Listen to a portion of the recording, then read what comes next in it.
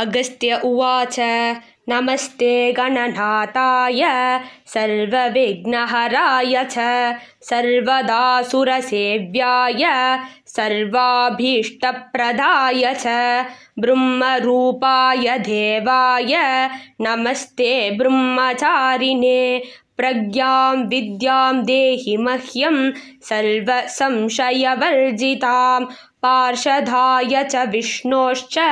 विश्वक्सेनाय ते नमः नमस्ते विष्णुरूपाय चाष्टलक्ष्मीप्रदाय च नमस्ते रुद्ररूपाय सर्वभूतगणाधिप सर्वपापविनाशाय पापं मे नाशय प्रभो प्रणवाकारवक्त्राय भक्तवत्सलते नमः प्रसीद परमेशान पार्वतीनन्दन प्रभो नमो मोदकहस्ताय नागयज्ञोपवीतिने नारायणप्रियायास्तु वारं वारं नमो नमः नमस्ते शुक्लवर्णाय शुक्लाम्बरधराय च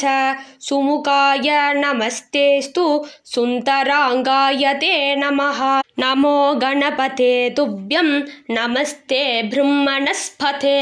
सर्वसिद्धिकरोसि त्वं नमो मूषिकवाहन विघ्नं कुरु सदा देव लोकेऽस्मिन् पापकर्मणाम् अविघ्नं कुरु विघ्नेश लोकेऽस्मिन् पुण्यकर्मणां वृक्षमूलेषु वीथीषु ग्रामेषु नगरेष्वपि नदीतटेषु सर्वत्र निषण्णोऽसि विनायक नारीभिश्च नरैरेवं बालकैरपि पूजितः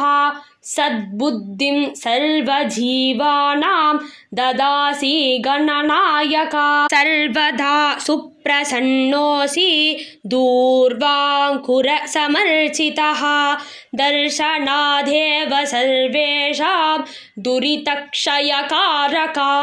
सर्वलोकहितायैव सह्यजां वर्धय प्रभो सर्वदा शोभतां देवी पृथिवी सस्यमालिनी।